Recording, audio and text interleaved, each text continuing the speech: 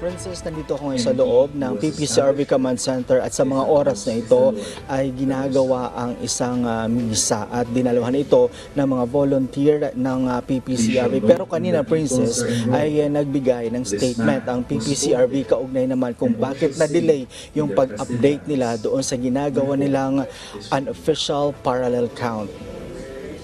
Posibleng nagkaroon ng double count or duplicate count kaya nagkaroon ng pagbabago sa bilang ng mga boto mula sa COMELEC server. Ito ang paliwanag ng Paris Pastoral Council for Responsible Voting o PPCRV ni IT Director na si William Yu. Anya, maaring may duplication sa pag-transmit ng mga data tulad ng cluster percent, contest code at candidate name. Kaya bago mag-alas 2 kanina na madaling araw, ang bilang ng boto ng kandidato sa pagkasenador at party list ayon sa PPCRV noong 12 a.m. nasa 2.26.2 million ang boto ni Bongo.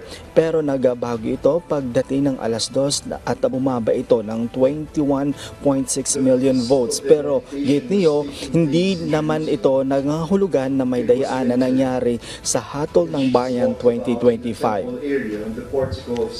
Received, right? So electronic returns received, they get processed and they get converted into a format that we can process. So that conversion is the one that A, takes time, kaya hindi natin nakukuha lahat, and B, there were duplicates at least in the pre-2 a.m. versions that we got.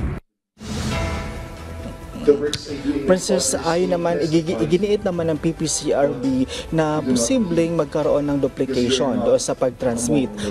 Tulad na lang, for example, nung pag nag-send ka ng text message na akala mo nag-fail pero na-send pala, tapos i-resend mo ulit. Posible ganon na ganon ang nangyari, pero hindi daw ito intentional. Princess? Maraming salamat, Noel Talakay ng PTV.